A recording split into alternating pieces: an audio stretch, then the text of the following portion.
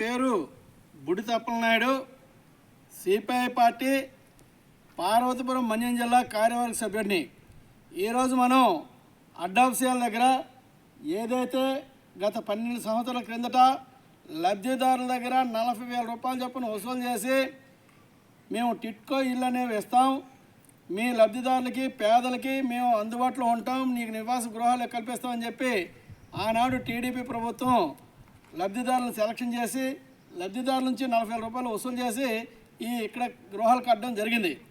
1600 గృహాలకి ఇక్కడ అంచనా వేయగా ప్రస్తుతానికి సుమారు 800 ఇళ్ళు పూర్తయ్యాయి.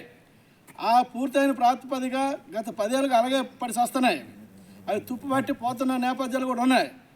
కోట్ల రూపాయలు విలువైనటువంటి మరి ఈ కట్టడాలు శిథిలావస్థ చేరుకోక ముందే ఏదైతే లబ్ధిదారులు పార్వతీపురం పట్టణంలో ఇప్పుడు జిల్లా హెడ్ క్వార్టర్ అయి ఉంది, అక్కడ పేదరికంతో కూడుకుంటూ ఉన్నారో వాళ్ళు పైసా కష్టపడి కూడేసి 40,000 రూపాయలు చొప్పున ఇస్తే ఈ రోజుకి అతి లేదు గతి లేదు.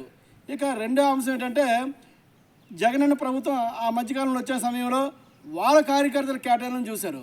మరి ఇప్పుడు కూటమి ప్రభుత్వం వచ్చింది.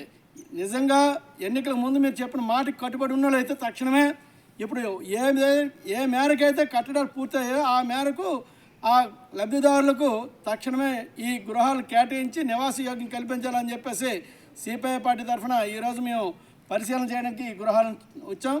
ఇప్పుడు ప్రస్తుతానికి ప్రభుత్వానికి విజ్ఞప్తి చేస్తున్నాం, లేదనుకుంటే గృహస్థులతో మేమే రంగప్రవేశం చేసి గృహ ప్రవేశాలు కూడా చేయడానికి సిద్ధమవుతామని చెప్పేసి తెలియజేసుకుంటున్నాం.